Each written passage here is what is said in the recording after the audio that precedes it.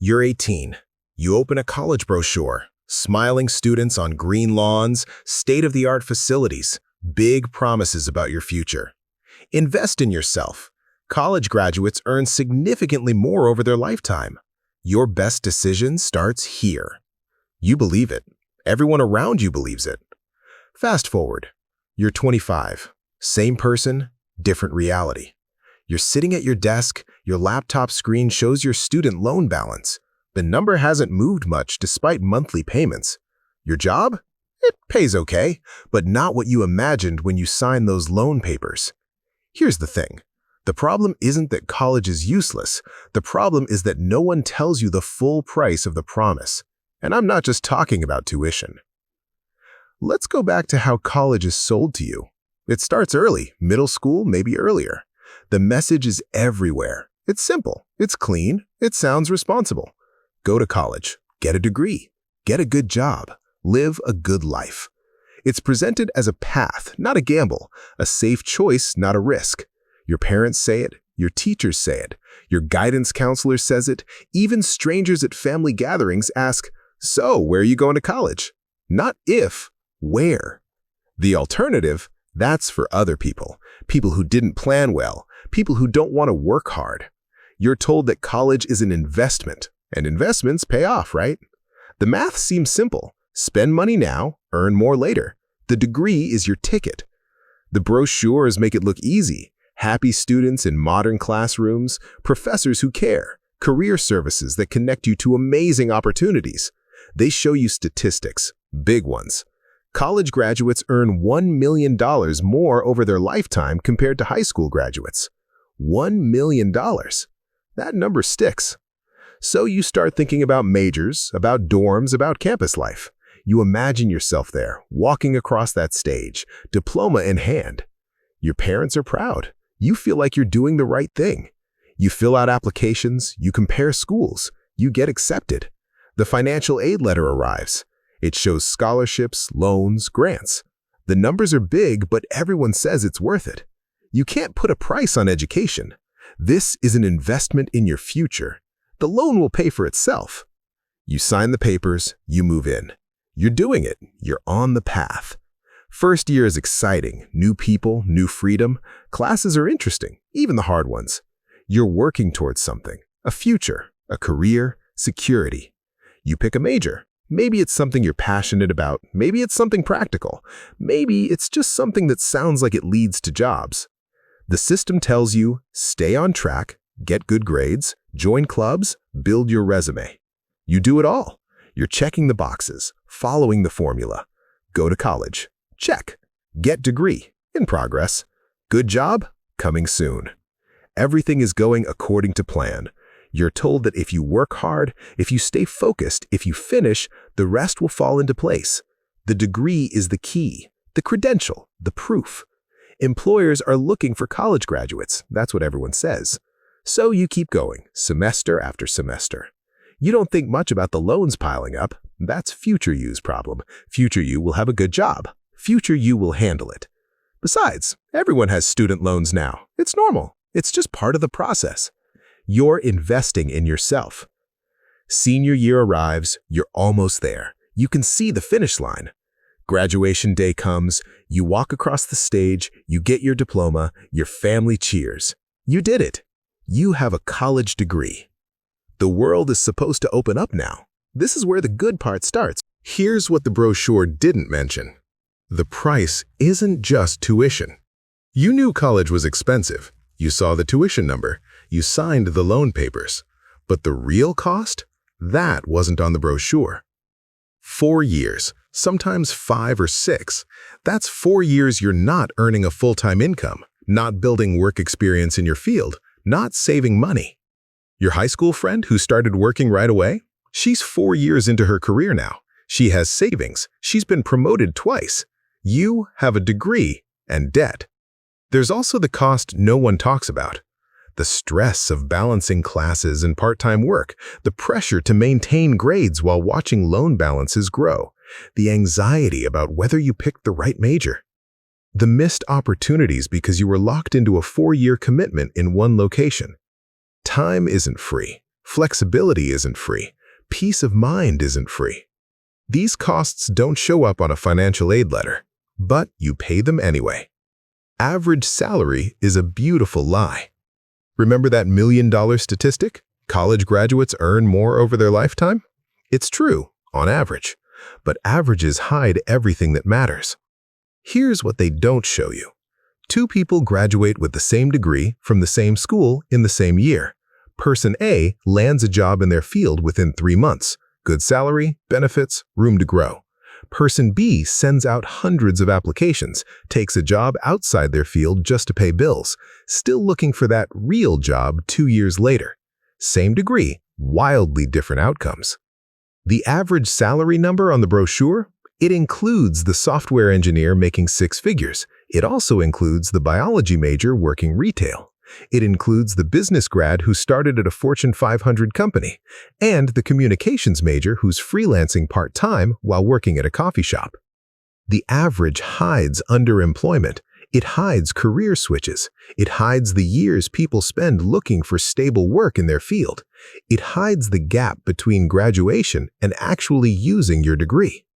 You don't earn the average. You earn what the market decides your specific skills are worth at that specific time in that specific location. And sometimes, that number is nowhere near what you expected when you signed those loans. Working in your field is rarer than you think. You were told to study what you're passionate about, or study something practical. Either way, the promise was the same. Your degree leads to a career. But degrees don't map cleanly to jobs. A psychology degree doesn't automatically make you a psychologist. An English degree doesn't make you an editor. A business degree doesn't guarantee a corporate job. Most careers require more than a degree. They require specific skills, experience, connections, timing, location. The market doesn't care that you studied hard. It doesn't care about your GPA. It cares about one thing. Can you solve a problem someone will pay for? And here's the uncomfortable truth. Many degree programs don't teach you how to answer that question. They teach you theory, history, frameworks, analysis, all valuable, but not always marketable. Studies show that a significant percentage of college graduates work in jobs that don't require their degree. Some estimates put it at nearly half. That doesn't mean college was useless, but it does mean the straight line from degree to career, that's not the norm, it's the exception. Your sociology degree might lead to sales. Your engineering degree might lead to consulting. Your art degree might lead to project management. Nothing wrong with any of that, but it's not what the brochure promised. Debt changes your behavior. This is the part no one explains. Student debt isn't just a monthly payment, it's a weight that reshapes your decisions for years. You get a job offer. It's interesting work, but the pay is lower. You can't take it. The loans won't wait. You want to start a business. You have an idea, energy, and time, but you can't risk failure. The payments are due. You want to move cities, try something new, switch careers. Can't. The debt is here. The payment is now. Debt doesn't just take your money. It takes your options. It makes you risk-averse when you should be experimenting. It keeps you in jobs you've outgrown because you can't afford a gap in income. It delays the freedom you thought the degree would create. You can't quit, you can't move, you can't fail. The invisible chains aren't dramatic. They're quiet. They're monthly payments and interest rates and balances that barely shrink. And they last longer than you expected. The average repayment period? 10 years, but many people take 15, 20 or more. That's a decade or two of financial decisions shaped by a choice you made at 18. This is the lowest point. Not because college ruined your life. It didn't. But because no one told you it would feel like this. No one prepared you for the gap between the promise and the reality. And that gap, that's where the frustration lives. Here's what changes everything. College is a tool, not a guarantee. A college degree is a tool, and tools require strategy. Give two people the same hammer. One builds a house, one hits their thumb. Same tool, different results. The difference isn't the tool, it's how you use it. College works when you treat it strategically, when you ask hard questions before you commit. What does this degree actually prepare me to do? Who hires people with this background? What does the job market look like right now, not 4 years ago? What skills do I need beyond the classroom? What connections should I build? What experience should I get while I'm here? Too many people treat college as the destination. It's not. It's one piece of a larger strategy. You still need skills, experience, networks, a clear understanding of what problems you can solve. The degree alone doesn't create outcomes. You do. When you understand that, college becomes useful. When you don't, it becomes expensive hope. The question no one asks early enough. Most people choose a major by asking, "What should I study?" That's the wrong question. The right question is, what problem do I want to be paid to solve? Not what interests you, not what sounds impressive, what problem? Because that's how jobs work. Companies don't hire degrees, they hire people who can solve their problems. Can you help them make money, save time, reduce risk, improve efficiency, serve customers better? If your education doesn't connect you to a real problem that someone will pay to fix, you're studying in a vacuum. Love writing? Great. Who needs writers? Marketing teams, media companies, nonprofits. Tech companies need content creators. Love biology? Amazing. What problems do biologists solve? Healthcare companies need researchers. Environmental organizations need analysts. Pharma companies need lab techs. The degree is the same, but the framing changes everything. When you start with the problem, you work backward to the skills, connections, and experience you need. You don't just graduate with a diploma, you graduate with a plan. Information changes outcomes. Here's the truth that matters most. The tragedy isn't student debt. The tragedy is uninformed debt. Debt taken on without understanding the full picture, without asking the hard questions, without considering alternatives. Going to college isn't a mistake. Going to college blindly is. Because once you see the full picture, your choices change. Maybe you still choose a 4-year university, but you pick a major strategically. You build skills outside the classroom. You graduate with a network and a plan, not just a diploma. Maybe you choose community college first. 2 years at a fraction of the cost, then transfer. Same degree, less debt. Maybe you pursue trade school or apprenticeships or certifications paired with real work experience. Maybe you skip college entirely and spend 4 years building skills, gaining experience, and proving value in the market. None of these choices are wrong, but you can't make informed choices without information, and that's what's been missing. Not your intelligence, not your work ethic, not your potential, just information. The earlier you get it, the better your odds, because the system won't change overnight. Schools will still market the dream, loans will still be easy to sign, the cultural pressure will still be there. But you don't need the system to change, you just need to see it clearly. So here's where we are. College isn't evil, it's not a scam, it's not the enemy. But it's also not a magic solution. It's a tool in a toolbox, a very expensive tool that works brilliantly for some people and backfires for others. The difference isn't luck, it's information.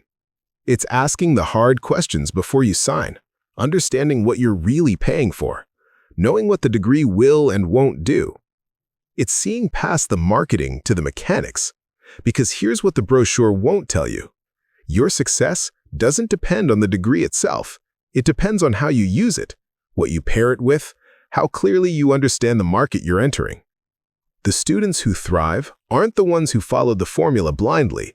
They're the ones who questioned it, who built skills outside the classroom, who treated college as a strategic investment, not a guaranteed outcome. They're the ones who asked, what problem am I learning to solve? Who will pay me to solve it? What do I need beyond this degree to prove I can deliver? They read the fine print, and that made all the difference. You can't change the past. If you're already in debt, already graduated, already facing the gap between promise and reality, you can't go back, but you can move forward with clarity. And if you're still deciding, if you're 16, 17, 18, standing at the edge of this decision, you now have something most people didn't. Information. The full picture. Use it. Ask the hard questions, run the numbers, consider the alternatives. Think strategically. Because the brochure sells a dream. Your job is to read the fine print.